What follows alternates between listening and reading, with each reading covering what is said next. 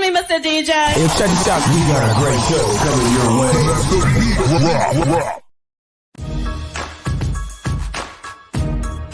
From the ECSI Sports Studios, it's the Midday Market Report with Jeff Dawson.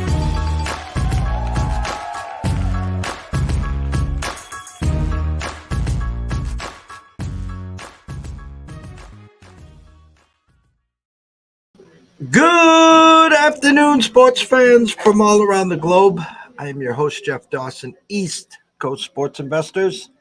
And this is your closing bell for Tuesday, November 22nd, 2022. Quick little 15-minute break. Great show with Ron at Ace Sports as we broke down some college football, some NFL, and some food for thought, no pun intended, on Thanksgiving weekend on what happens when you get too much on your plate.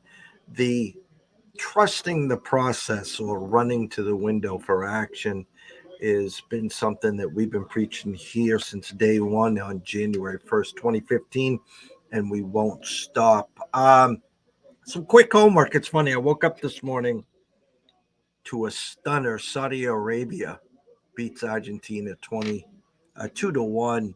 I think some spots Argentina closed minus 2,500. And Messi gets a goal 10 minutes in, penalty kick 1-0. Of course, the game's over. Well, it's funny.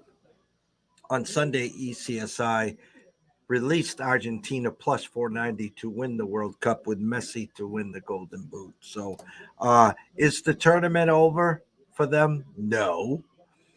Just like USA, who needed that win kind of sort of desperately, facing an England team that put up a touchdown in their first game, but their tournament's not over. So it's survive in advance, and I'm hoping, obviously, Argentina bounce back. And for us in the U.S., it's a good story if they bounce back. But so much to talk about. I mean, literally, this is 1, 2, 3, my fourth show today. This morning at 9 a.m., myself, Dave Sharapan, and Brady Tinka with our producer, Kiefer, do the Sportsbooks Confessions. And then at 1 o'clock, the NFL Bet Exchange with Pops in L.A. Then at 3:30, I'm back in L.A. with Ron from Ace Sports. And now we get to close it out with the closing bell. Shout out to my buddy, TJ, who decided to jump on board with the ECSI VIPs. You will be getting an alert sometime after the show. I got the spaghetti strainer. There's so much action here. We're going to try to decipher it and find some winners for everyone. So without further ado, let's bring him in, the one and only Mr. Riley Magnuson. What is up, Riley? What is up, my friend? Happy Tuesday afternoon. Happy feast week. I am enjoying it as far as what's been going on day-to-day college basketball and will for the next handful of days, as well as everything else that is going on. So glad that you saved some time for me here on your fourth show of the day. But I'm ready to rock and roll, my friend. Only a few NBA games. Wall-to-wall college basketball still, I think, kind of a little bit of a lull in the middle of the day, at least for maybe some of the bigger games. I know there's a couple big ones tonight. Just finished watching Texas Tech put the I don't want to say the rock bottom for Louisville, but what are they, 0-5 now? That one was that's about as ugly as it gets for the I shouldn't say as ugly as it gets. As ugly as a performance as it gets. Outcome, obviously they've lost to some lesser schools in Texas Tech, but I think you know what I mean there. So I'm ready to talk wherever you'd like to talk, my friend. Recap, look aheads, tonight's action, anything. I am ready to rock and roll. We haven't talked in a few days, so I'm sure we've got some catching up to do, but I'm ready to look ahead to whatever we've got going on tonight and the rest of the week here. College basketball, especially, former D3 women's basketball coach, and now in our lanes here. I talk about the last 5 minutes and the first 5 minutes of the second half. And that's where a lot of times these games are won and lost. So I'm doing my show with Ron, and I see 33-25 Akron. We released Akron +5, sprinkle a little something, pizza and beer money on them +160. Up 8 as we're closing out the first half. Well, LSU closes out strong, 35-33 Akron at the half. So I checked my numbers, second half numbers. LSU was only -2.5. So I'm like, yes, They think Akron has a good chance of winning this game outright. But if LSU does win, they don't expect them to cover the 5. LSU comes out in the second half 11-2 to start the second half. Mm-hmm. It's basically thanks for playing. Now, in college basketball especially, I won't talk about the NBA and those phone calls at halftime and to start the fourth quarter. College basketball is a game of runs. It's a game of making your free throws. So yesterday we go to, we're Hero Ball. We gave out BC yesterday, plus the 3, plus the 120 on the pizza and beer. Box to wire, basically. But you're waiting because you got the dog. You're waiting for that run like LSU did to Akron. It didn't happen in the BC game. They go on to win the game by 12 or 13 there. Watching the Texas Tech game, almost the perfect storm coming off a loss to Creighton. What the hell is up with the Louisville program? I mean, there is something really, really wrong at this point.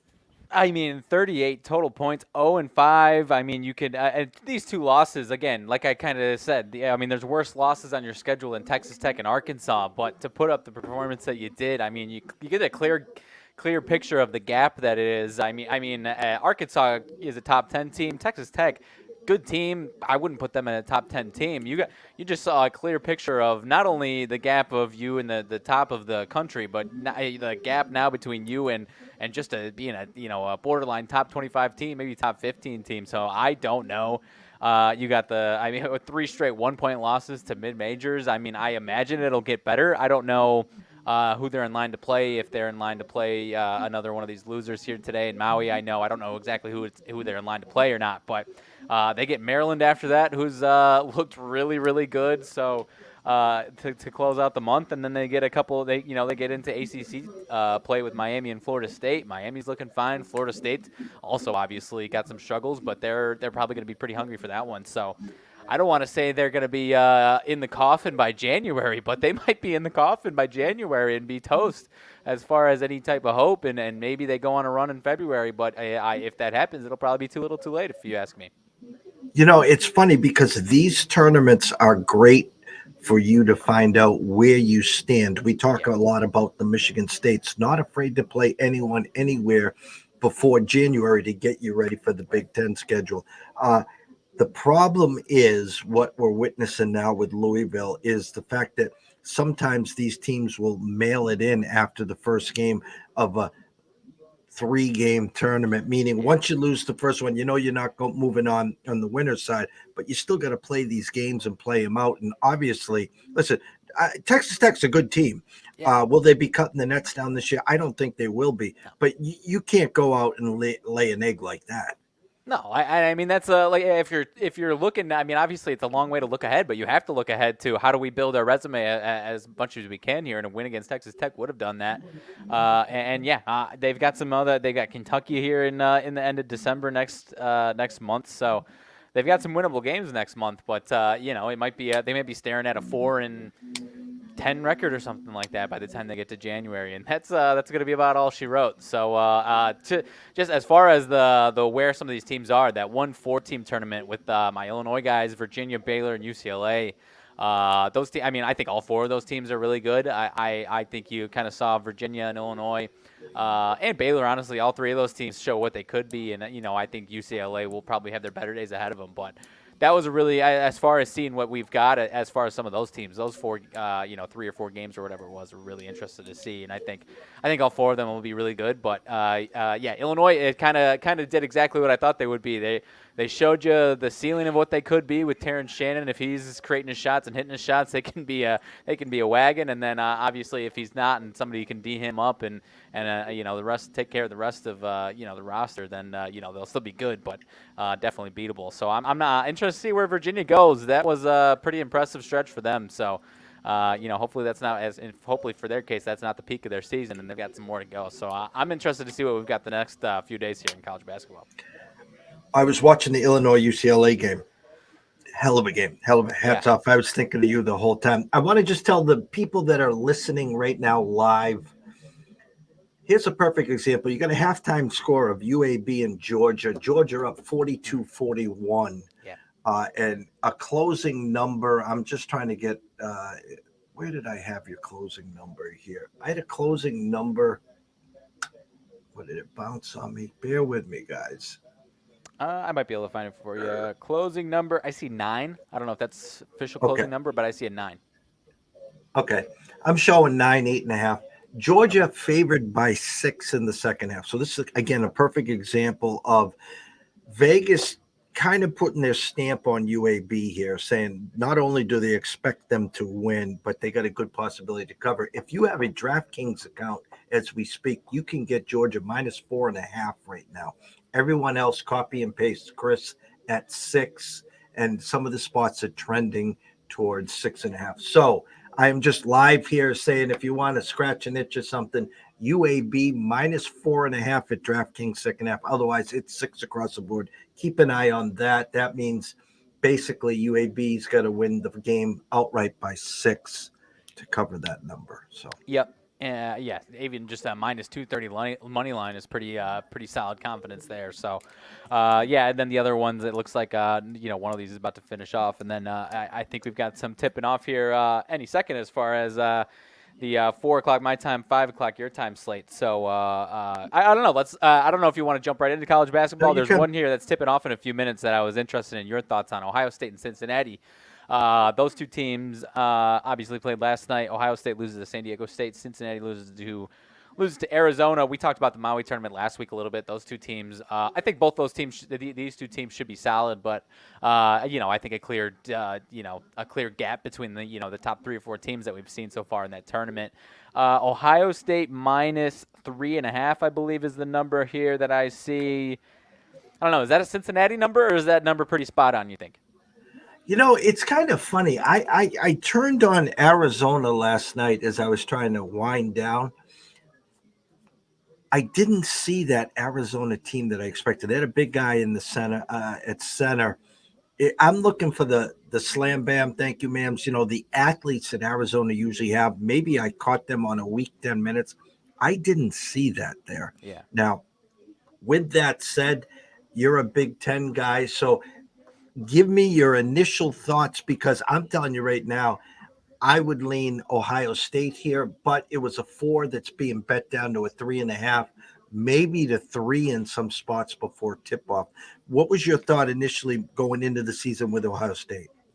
I think Ohio State's going to be good. I think they might be on that fringe if we're talking top 25 AP or whatever, kind of in and out of that, and have some good wins, maybe have some struggles here. And I don't know. I think this number is fairly spot on, if you ask me, and I lean towards Ohio State for sure. But, it did seem like a toss-up a little bit here. So I don't have strong thoughts. I think there's probably a little bit of a clear gap between them and maybe Illinois, Indiana. We still got a little bit of ways to go to feel out some of the rest of the conference, but I kind of put them, and I think the Big Ten overall is fairly deep. I mean, I think 12 teams could make a case to be a tournament team. I'm not saying there's going to be 12 teams in there. I think 12 teams could make a case, and I think they will be one of them. I do put them kind of more in the middle of the pack, though. I don't think they have that extra gear that's going to get them over, winning a Big Ten conference title or winning a Big Ten tournament title, whatever it is. I don't know. I put them kind of 6th, 7th kind of range in the Big Ten, which doesn't sound very positive, but at the end of the day, if they get into the tournament, I think that'll be a win for them, and I think that's what'll happen. But not, I see them as kind of an 8, 9, 10 seed in March once we get there. Just looking at the Bible, Ken Palm right now had a 74-70 Ohio State win there, so right on obviously the number there. With a 142, it's sped up to a 146. I tell you, our new spreadsheet, I told everyone we've been using Spanky Odds for a while now with some other spreadsheets that we use. The amazing thing is the actual overnight algorithm and what the under over is, and then how inflated it is, where it goes up 4 or 5 points towards the over. So this one, again, not as much. It was a 142. It's getting pushed to 146. There was a game earlier, I think it was on Sunday. I pointed out to a few clients. The overnight over-under number was 151. The closing number was 167, and it got to like literally 190. The final score was. It was just amazing. Some of these scores, but we always, the way we're wired, we want to bet the over. We don't want to be rooting for the clanks and stuff. Right. And these numbers are inflated 4, 5, 6 points to every over. Yeah, and I'm glad you brought it up because my gut did kind of lean towards the under in this one. You look through as far as Cincinnati themselves and the games they've had flying over. You've got 101-93 last night for Arizona and Cincy. You've got a 150.5 going over already, and then you've got one stinker in there, 51-64, where they lose to Northern Kentucky. So yeah, the under is kind of what I was leaning towards. But as you mentioned earlier in the show, I mean, both these teams lost. I would expect both of them would be motivated. I mean, these two teams are in-state rivals to some degree here, so I would expect both these teams to be fine. And Ohio State, I like their coaching staff to not have them in that phone it in mindset. So I'll go on record leaning Ohio State in the under, but I'm keeping my money to myself for this one here today. And I'm glad you brought that up because on the show, Ron, we were talking college football and its rivalry week, and we were talking Florida State, Florida. And then not only is it a game amongst the game, but it's for bragging rights and recruiting rights. So therefore, you just brought up, a good point there with Cincinnati and Ohio State. It's an early game in the beginning of the season. It's a non-conference game. They're enjoying the tournament and getting a little vacation time as well. But for the coaches and the teams, this is a lot when it comes to recruiting as well. Yeah, definitely. And I was double checking that they don't, have any games against each other. Sometimes they do play, they don't. But and yeah, despite it being all the way in Hawaii, you're absolutely right. It is some type of bragging rights. I'm sure there's going to be probably some fans there as far as both these teams. So yeah, I'll stay out of it. I'll have it on my TV or as it rolls on, and I'll lean towards Ohio State. But it could be a toss up. I mean, one team could run away with it. Like we've seen with some of these Maui games already. And you said, I mean, some teams phoned it in, and the other team doesn't. Maybe this one's a blowout. So, yeah, I'll lean towards Ohio State in the under for this one for sure. All right, we'll stay in the college hoops. So I'm gonna give you the ball, and we'll start. You can break down some games as we speak. All right. 1 hour, an hour from now, one that I was interested in, wondering if you thought it was a little bit of a sneaky why so short line. It is in Cancun. Bradley, I've got my Illinois State Redbirds who don't look so hot right now on my shirt here, and my bitter in-state rivals Bradley for my Illinois State boys up against Auburn here in Cancun. 12.5. Did you feel like this one was why so short? Bradley 121 per Ken Palm, Auburn 18th. No significant really outcomes so far for Bradley. Did you feel like this one was short, or am I overthinking this one a little bit? They got 12 here, 77.65. Here's one of the odd numbers here where I have a overnight of 140 and a hook getting bet down to 137.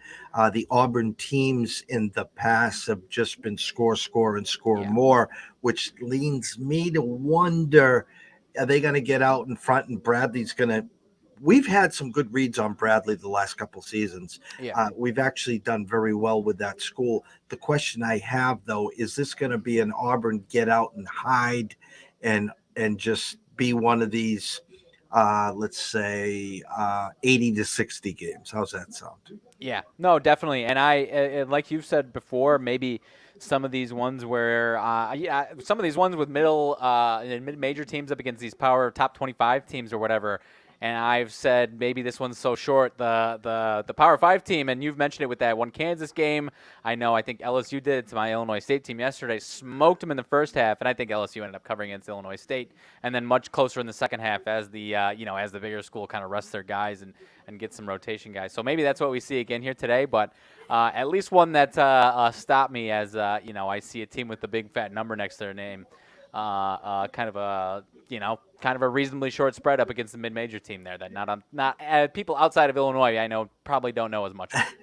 Well, I'm trying to do some quick math here, which would kind of surprise me because 80 is usually a decent number. It's going to be less than that. What did they give you for an Auburn team total? Around 77, 76? I see, again, this one, Bradley is in state, so legally I'm not able to see it when I pull up my books. But Action App says FanDuel's got 75.5 to the over, minus 102 for Auburn, and the under, minus 122, and then Bradley 61.5. This is screaming under, but the system would be actually tell you to take the over, even though there's only a 3.5 point middle. 75. I think then how I would read this game is maybe an Auburn 73-58 game. How's that Okay. sound? Okay. Sounds good to me. I was at least curious if there was anything to see there. So, I don't know. Stop me if you've got any other games. I pulled out some random ones that I was, saw some interesting trends with or interesting. Why is this like this one? Next one, probably not one many people are going to be watching. USF, South Florida, 209th ranked team per Ken Palm. St. Joseph's, 185 ranked team per Ken Palm. 0-5 USF. Very short spread here. I saw on DraftKings Tracker they had 90% of about 80% of bets and 90% of money on St. Joe's. It is a neutral game, but it is in Florida. Is that maybe a spot to finally get a bounce back for South Florida, or maybe you don't touch them with a 10-foot pole and they're too stinky to bet your money on there? So St. Joe's lose by 26 first game to Houston. There's a lot of teams that will be losing by 26 to Houston. Yeah. Bounce back, 2 wins, Lafayette, Albany. Lose to this Georgia team that's on right now by 13. The South Florida team is 0-5. Southeast Missouri State, which they were probably supposed to win, they lost by 3. They lose to Auburn by 8, Stetson by 1. Austin P by 2, and then they get blown out by 15 to UAB.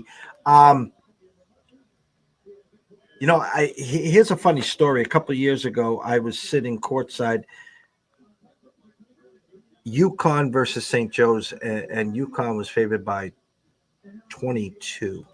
Mm-hmm. And St. Joe's hit like 6 of their first 7 3-pointers. They were up 22 at halftime. UConn cut it to 8. They never won. And that was like St. Joe's only win for like the next 10 games. Yeah. This hands down, this is a South Florida number. Yeah. Hands down, it's not even close. Right. This is a South Florida or nothing. And what I would don't look at the UAB game. Look at the fact that they lose by 2 to Austin P, 1 to Stetson, only 8 to Auburn in low-scoring affairs. And if I look here at the total, it's opened at 133. It's a 130. This definitely is a South Florida number, hands down. Yep. And as far, I mean, they were 11.5-point favorites against SEMO, 8-point favorites against Stetson, 6.5 against Austin P. And then covered the other 2 against UAB and Auburn as big dogs. So that one at least was popped onto my radar there. Not too far off as far as KenPom rankings either. So I was interested in South Florida there for sure. I'm interested to see what your thoughts on this next one are. I don't have thoughts on it. Just interested to see if this one is if there's a way to play this one or a lot of public perception on it. Vermont and Yale, you've got your you called them out, and they have not answered the call. Vermont 1-4 so far, still 130 on KenPom. Up against Yale is 142nd. They are 5-0 though, and we've got a close to a toss-up. Actually, I see on FanDuel, Yale is -1.5. On DraftKings, Vermont is -1. And then, honestly, a lot of books look like they're having a split each way here. Any way that you're feeling? Is this time for Vermont to finally bounce back, or has the ship sailed and they are nobody's darling anymore? Open the season against Brown with a 15-point win. Then we went against them against St. Mary's. St. Mary's beat them by 26. Double overtime loss against Cal Fullerton, which they were supposed to win. Then a 2-point loss to USC, and then a 19-point loss to Iona. Yale, on the other hand, again, 4-0. Sarah Lawrence. Yeah, thanks for playing. Eastern Washington, Mississippi Valley State, and they beat the Rainbows by 3 in overtime. KenPom's got a 61% chance of them winning. They are still the darlings of last year. If you ask me honestly, this is a Vermont number. Yale should have opened up 3.5 in my eyes. What do you have for splits on this game? As far as the betting splits, let me pull up. I get too much of a consensus with that one. Let's see here.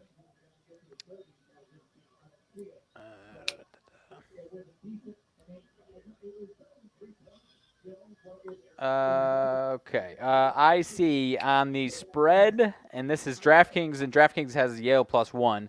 55% of bets on Yale, but 58% of the money on Vermont on the spread there. And pretty similar split on the money line. 56% of the bets on Yale, but 65% of the money over on Vermont there. Anyone wants to scratch an itch, I would suggest UVM money line. This is I don't want to say a get well game. It's a game though that they're supposed to win. Yeah, and honestly, probably a spot where Yale's due for a clunker. So I could, I won't. I don't think I need to scratch the itch on this one. I'll leave these two on the desk here. But yeah, no, I think I'm 100% with you on that one. Let's see, another one, and another one, and then there's a few bigger ones that I'm interested to talk about. Richmond and Temple, both these teams, as far as KenPom, 88 and 89, right next to each other in the rankings there.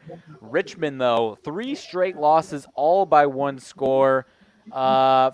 Feel like this would be a bounce back spot, or maybe this line's spot on and it's really just a toss up here. I mean, Temple just lost to St. John's as well.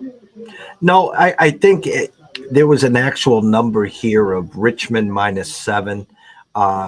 That was the overnight with the Temple 134 and a hook. Now the actual opening line was Temple 1.5. KenPom has Richmond winning this one 68-67. Like I said with UVM, like I said, South Florida, this is a real good spot for Richmond. I would take a look at them. It's 1.5 in a few spots. If you hold out, you might get 2. Otherwise, you can buy the hook, take them up to 2. You can play them on the money line. But it's for me, it's Richmond or nothing here. Yeah, I mean, 3 straight losses, all by 1 score. College of Charleston, who appears to be, we kind of talked about a little bit, appears to be potentially the new darling of 2022 and 23. Close loss to Wichita State. They were favored, but close loss there, and then a 3-point loss to Syracuse yesterday. So, yeah, better than the 2-3 record would tell you, I'd say. And would it surprise me if Temple has a great game and won? No, but I'm with you. I definitely lean towards Richmond in that one for sure there. So. Let's see. Biggest game, or the game I'm most interested in for sure here, Creighton and Arkansas. Let's see. Let me switch gears here. Creighton and Arkansas. I know we've got 10 and 9 as far as the AP Top 25 rankings go. Creighton 19th on KenPom, Arkansas 10th. I don't know. I don't have any crazy strong thoughts. Both these teams are really, really good. I think they're worthy of the top 10 ranking, if you ask me here. Arkansas beats the pants off of Louisville, like we talked about, and Creighton gets it done over a tough Texas Tech team. Leaning either which way here, or anything going with you? I kind of have a lean, but it would be an entertainment play for me by far. It's funny because we talked about before the tournament started the favorite. And then, if we were trying to find, Arkansas was the favorite, then I think you had Arizona and Creighton. And we were trying to decipher Arkansas, got the layup with Louisville to start, and then they could move on. Here's the shocker. Arkansas -2 overnight. Wake up this morning and Creighton -1, 1.5, and 2 right now in a couple spots. We talked in June and July about this Creighton team. They are a wagon. They should probably win the Big East.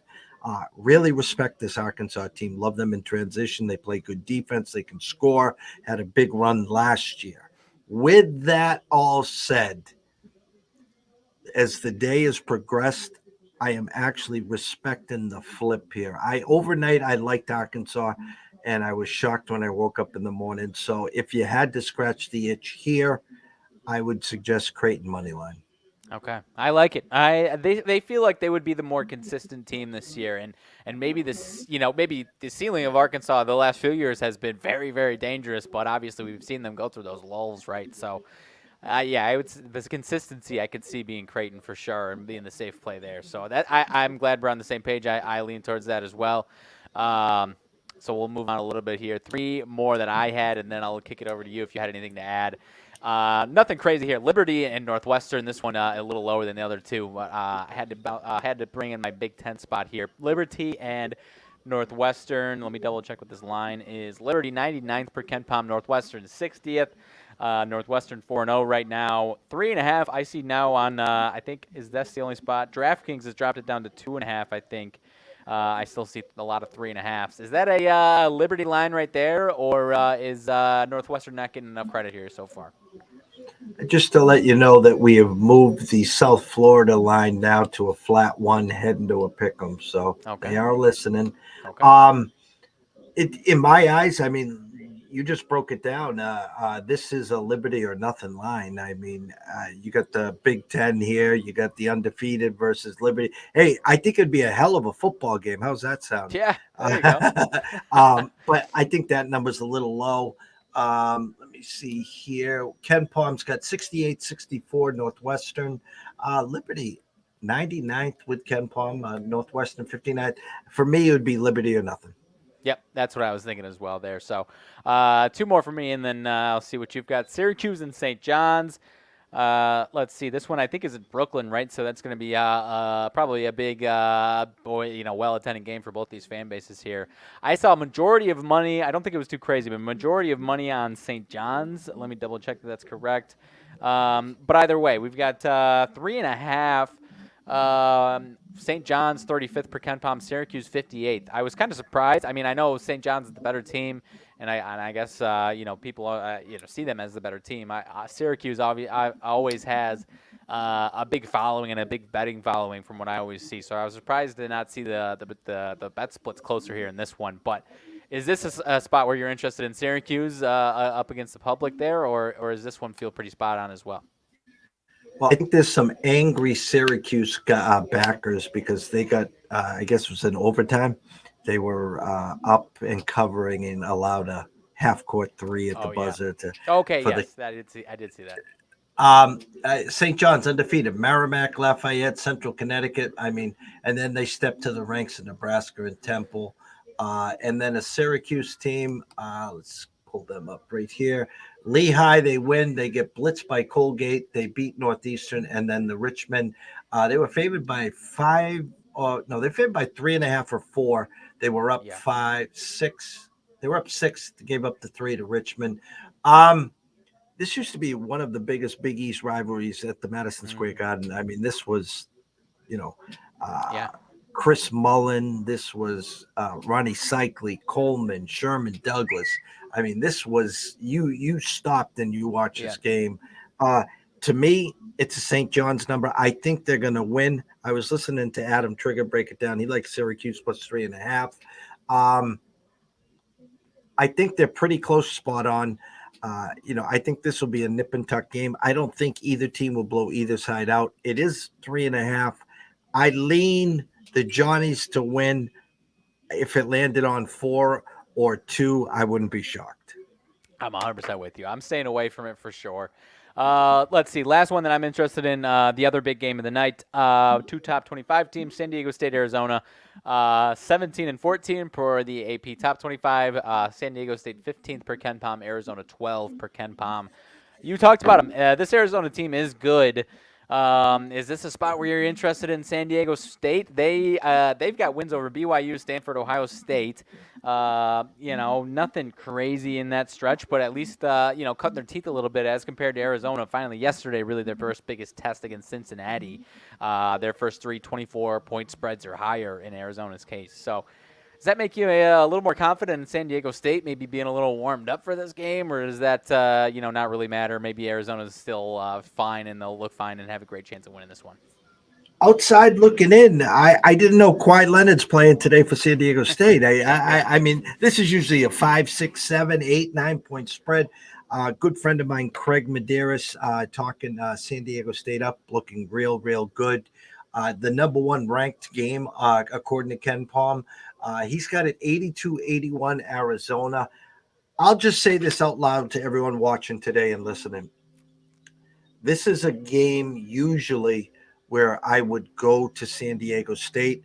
They would play a strong first half. Arizona would wear them out, and Arizona wins by 5 or 7 in the free throws at the end. That's usually what happens to me on this spot. It's a San Diego State number. This is Arizona we're talking about here. Yeah. Number 12 in the country.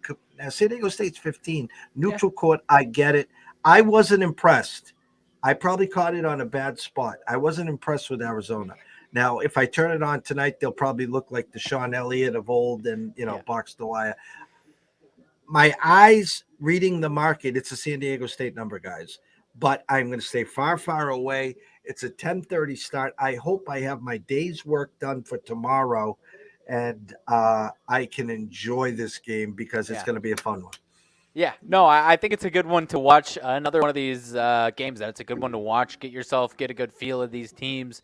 Decide if you like either of these teams. Maybe, like you said, if they're bad, maybe you feel like you need to give them another chance. But I'm kind of with you. I thought it was a San Diego State spot as well, but I, I've had a lot of success taking Arizona action as well in a lot of these spots. So I would not be surprised to see them wake up and look like the team that we expect them to be. So I'll stay away from it as well. But I'm leaning San Diego State with you. But that's as long as I don't have anything hiding under here. That's the ones that I had written down to talk about. Anything that you wanted to mention today? No, I again for people that are new to the space or new to us here, when you wake up in the morning and you got an itch and you're like, my state's legal now, I can just put it on an app. And you're scrolling Right. through gambling Twitter, or you're following someone on the Action Network, you're following Trent, looking for surgical streams and all that happy horse shit. Um, and you're like, the girlfriend of the wife's not home tonight. It's 10:30. Holy shit! And I can get Arizona -1. Yeah. They're head scratchers. Now, listen, they're not locks or nothing. And listen, we got egg on our face today. We took a small school called Akron, and they played a great first half. They won the first half outright. But sometimes the cream rises to the top. The SEC dominance, the athletes, they just wear down on you. San Diego State's a very, very strong team. They're going to have a hell of a year. But this is a great matchup. This is why I say when you play in these tournament settings, this means more to San Diego State to see exactly where they are right now moving forward. We're Yeah. going up against an elite program, and this is big for them too in the recruiting. Hey, if they knock off in Arizona, then people might say, hey, I can get on with Arizona, but I'm going to be number 10, 11, or 12 on the bench. I might be able to start at San Diego State. Right. And so, but it's going to be a hell of a game. No, and like I said, the Maui tournament's on in front of me now, and it's the two teams that lost already, but no, the Maui tournament in general just gets a little bit more eyes out of all of these tournaments. So I'm with you. I'll be watching. I'll be watching a lot of these games the rest of the day. Ohio State 15-14 as we speak right now, but I guess the only other one that I wanted to or potentially is worth talking about that I thought at least Nevada and Kansas State. Both teams undefeated. K-State, I see 4.5. K-State, hasn't really beaten anybody. Cal -6.5 point favorite, whatever. Nevada, kind of same deal a little bit here. Is this a spot where Nevada is the right side in that one, or maybe waiting to see with these two teams here? As we speak, Georgia goes to a timeout trailing 55-48. So UAB up 7 right now as we speak at the 12-minute mark there. So second half games, second half lines, how to read that market is for a whole new ball game. But I'm glad my eyes so far were okay there. I was looking at that Nevada game. Initially it was a 5. It's down to 4. Nevada's getting some play. It was a 37.5 juice under. It's up to 38.5, 39, 30, 139 in one spot there at DraftKings, of course. I'm going to go on this. I think Nevada will be your public trendy dog in this game. I like the Wildcats in this spot. The total's a little high for my liking. I like them in the low 130s, maybe 135. This one was pushing 140. I think close first half. I think Kansas State leans on them in that 7 to 10 range. So I would lean Kansas State -4. Okay. You know what? This one's not on ESPN, though, or it's not one of these Maui tournament games. So maybe, I don't know. I agree with you. I think Nevada would be the public trendy dog, and it is probably the public trendy dog. Maybe it's not on the general person's radar as far as some of these other games are concerned, though. Really, the main reason I didn't bring it up in the first place. So I'm with you, though. I think K-State's due for a clunker there a little bit there. So As far as college basketball, I didn't have anything else. Anything else? So if you want to move on, I am happy to keep it rolling here. No, I think you picked it very, very clean. Southern Indiana and the Bonnies, that was 7.5, which initially seemed a little low. Notre Dame 15-16 over Bowling Green. Did I just see one more? Was that A&M? No. I think we covered it good.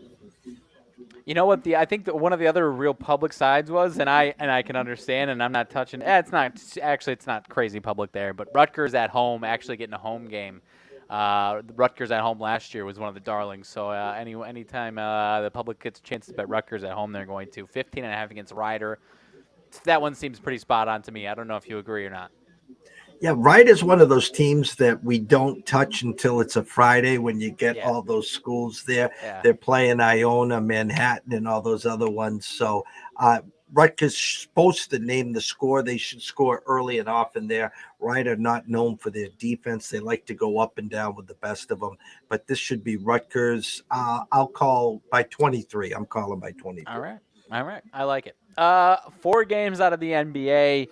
Honestly, I think there's one that's worth potentially something, maybe a little sprinkle. Other one's a little bit ugly and some injury news and whatnot. But Brooklyn and Philly. Philly, no Embiid, no Tyrese Maxey, as far as I'm concerned. Those guys are both out of the game or out of the lineup again here tonight. Brooklyn, Kyrie back in the lineup. 7.5, 8-point spread. Simmons now his return to a respectable form, or at least the contributing form here. I've got no side in this one. The too many injuries going on here. Brooklyn, it does look a lot better though. They looked pretty good the other night with Kyrie back. So, any leans at all in this one? Or are you staying far away with the injury news? No, I was listening to Dave on Sports Grid, and then we were talking about it this morning. When you get these injuries that all add up, and then no Embiid, and who else did you say was out? No Maxey. No Maxey. So the book puts a number there, and they know they're going to get nothing but Brooklyn, and then you just sit there and pray that the Sixers find a way to cover. And we both know that usually, and sometimes they don't just cover, they win the game outright. So they go all the money line parlays and stuff. Kyrie's back, as you said.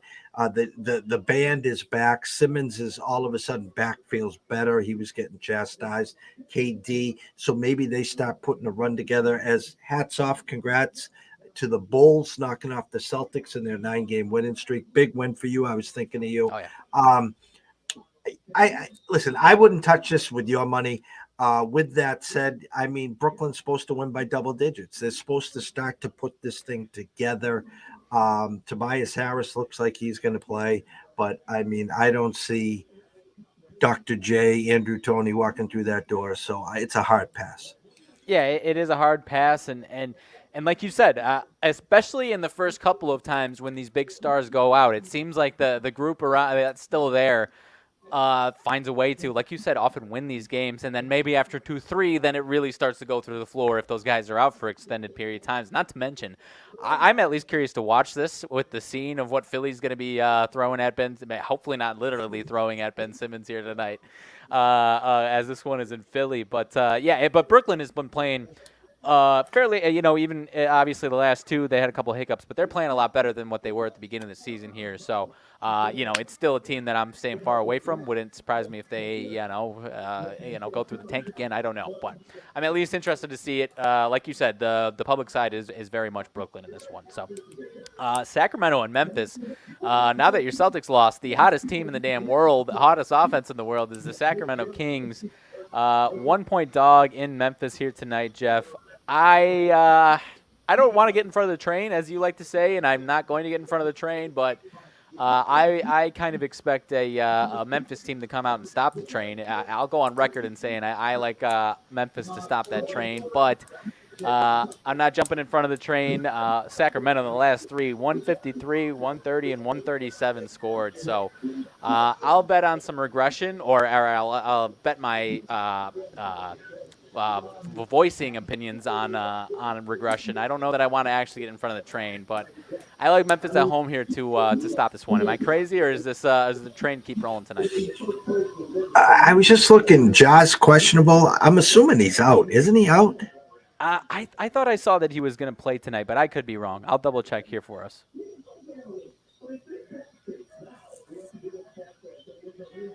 Yeah, I don't know. It's still questionable. I guess I don't know. It maybe the line suggests that he's out, but I don't know. A lot of people are in love with this Kings team right now, so that's kind of what I was thinking. I was thinking he was playing, but everyone loves this Kings team so much that that's why it's close. But I could be totally wrong. Well, to be honest with you, just from the eyes, I was like, Yeah. what was the world coming to? Sacramento, 1-point favorite at Memphis. I know they're hot. They're on the road. They're not playing at home. Wow. My first instinct was to take the over and have some fun with it, but something doesn't add up. Something smells real, real bad here. I mean, is this going to be a Sacramento 15-point win, or is the final score going to be Memphis 101 and Sacramento 81? You know what I mean? Something's not adding up here. Yeah. No, I totally agree with you, and I'm looking now. Last night it was doubtful, then Woj tweeted looks like he's turning towards playing, so I don't know. It at least seemed like one where I might be normally interested in the Kings in this spot, and then John Morant plays, and then then Memphis is rolling to a victory. So I'll go on record and saying it'll be a blowout one way or another. I'll still lean towards the Grizzlies though. Like I said, I'm not getting in front of that train though, and you're right. There's more than just the spread and what else is going on. Could be some injury news, but the Grizzlies also last year showed they can be a really good team without John Morant as well. So. I'll keep myself on record saying I like the Grizzlies to end it, but I would not be shocked to see the Kings putting up 130 again tonight. So the next two, Detroit and Denver. As far as I know, Denver's still without Jokic. Let's double check here, and I think Murray as well. 5.5 feels like maybe a Detroit line, and they've got no Kate Cunningham still. They're 3-15. But I'm staying far away from it. It would not surprise me what happens either which way, but I'll lean towards Detroit in this one. I'm seeing Bays out, obviously Jokic out, Murray out. They're both doubtful, excuse me. Gordon probable, Jeff Green out. The guy just cashes checks. I tell you, I wish my name was Jeff Green. I tell you, Smith questionable, Highland questionable. God, I mean, what happened to Detroit? I know Cade's out, right? But who did they draft last year? Jaden Ivey, who's looked awesome. Okay, all right. They have. It's actually Detroit's getting a little money here. It's down to 5.5. Let's take a small swing on the Pistons and pray. How's that? Yeah, I could see them winning this one. Yeah, I'm staying far away from it though. But yeah, Jaden Ivey. I don't know what his Rookie of the Year odds are. Ben Mathurin has looked really awesome. Obviously, Banchero, when he's been playing, has looked really good. This Pistons team just doesn't have any depth. I was obviously high on him, and I've got egg on my face. I'm trying to pull up his Rookie of the Year odds because Ivy has looked good, and he's third in Rookie of the Year odds right now behind Mathurin. He's 24-1, so obviously pretty damn steep, but standing out above the rest of the pack. So I still really like the future of that duo, Cunningham and Ivy, but it's been ugly so far here. So. And then the last one, the Lakers and the Phoenix Suns. I still have no interest in betting this Lakers team. However, they have won 3 in a row. But three wins in a row, and now they're 9.5-point dogs. Obviously, the Suns are the Suns, and they're still playing well for the most part here. But I am not touching any Lakers game with a 10-foot pole, my friend. Any interest that this is a lean one way or another, or are you staying far away from it as well?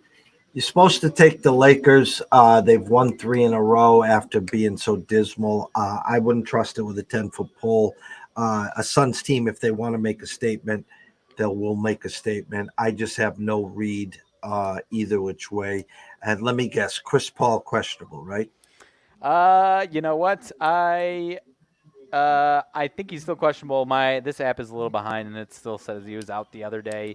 Anthony Davis is Anthony Davis has been playing fantastic. He's still technically day to day.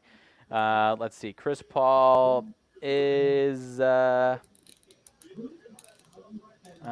don't know. I think he's I think he's still questionable, but I don't know for sure. I actually would bet he's playing tonight, but I have no idea. Your guess is as good as mine there. Yeah, that's something that we would just stay away. Let me see if I can pull it up right here. Oh no, Chris Paul is out. He's He is out. out. Okay. He's got a poor heel still. So Anthony Davis probable. LeBron is out. He doesn't want to get. He doesn't want pesky Pat Beverly all up on him, hurting him in the regular season here. So yeah. We'll see how that goes. Yeah, he's now listening. Campaign when he's been in the starting lineup has actually been pretty good for the Suns. So, former Bull who was not very good at all for the Bulls is balling in the starting lineup for the Suns there. So, that is it for the NBA. Yeah, you said it earlier. My Bulls needed that win last night in the worst kind of way. So I'm hoping they can string some together here. Because the faithful, it's been a roller coaster so far with the faithful. I've got my got another win in the best bet column for the blog yesterday, so I need Patrick Williams to keep it rolling and be a factor for us.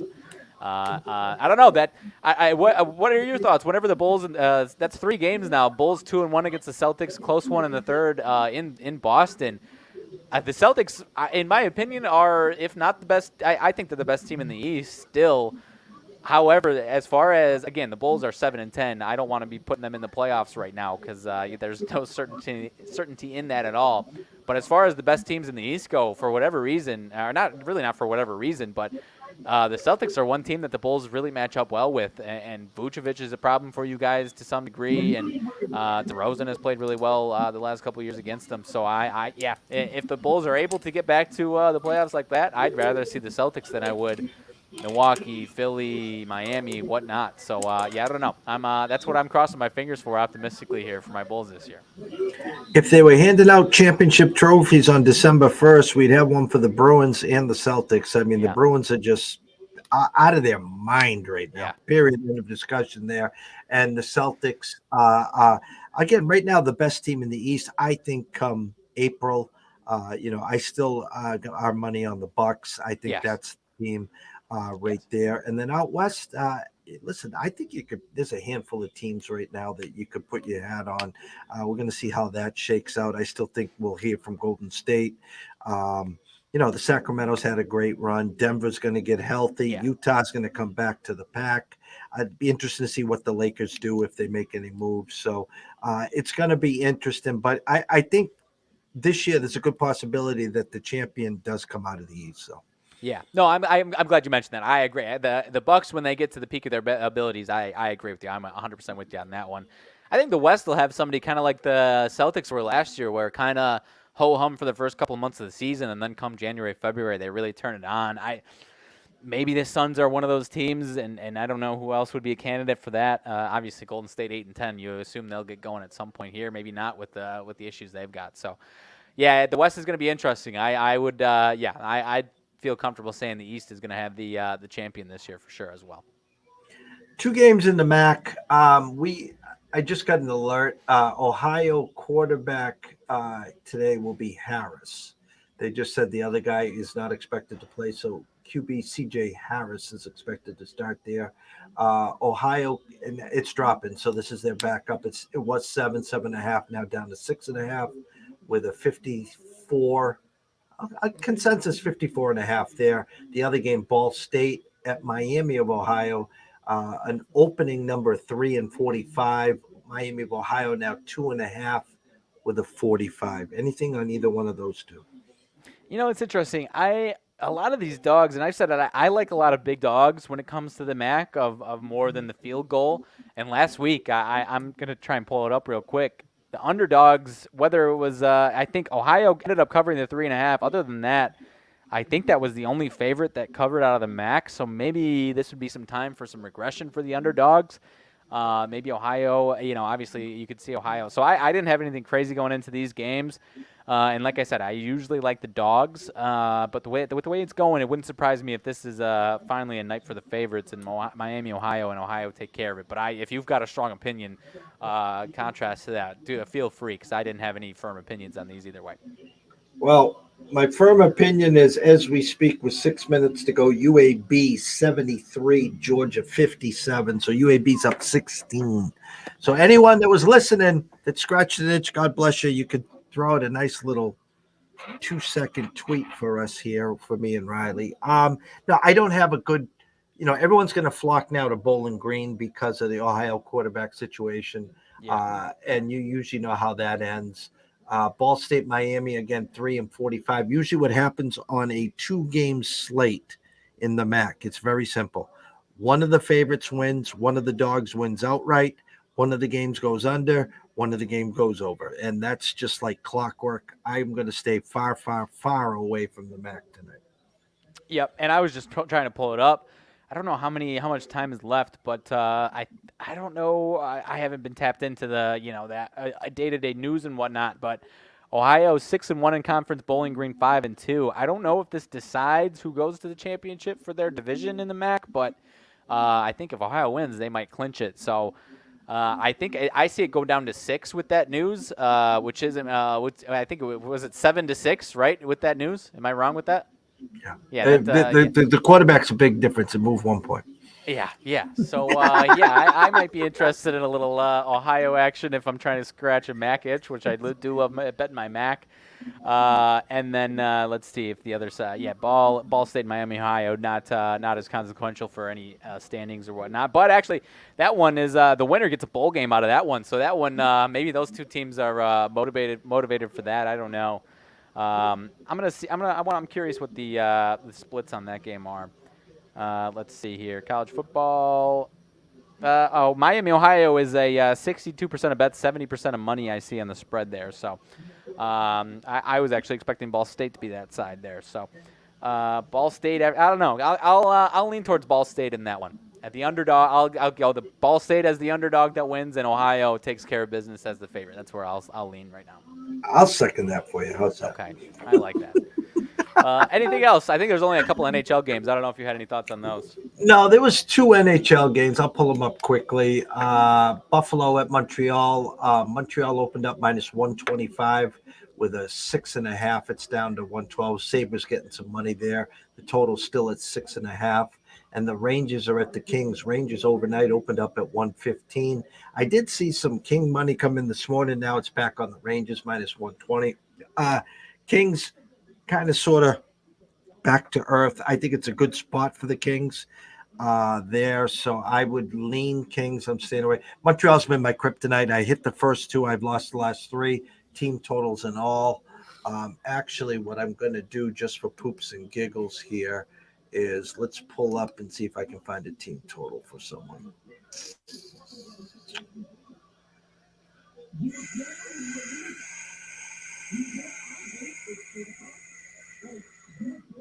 So Buffalo 3.5 under 150, Montreal 3.5 under 135, Rangers 2.5 over 160, Kings 2.5 over 145. I don't like any of those numbers.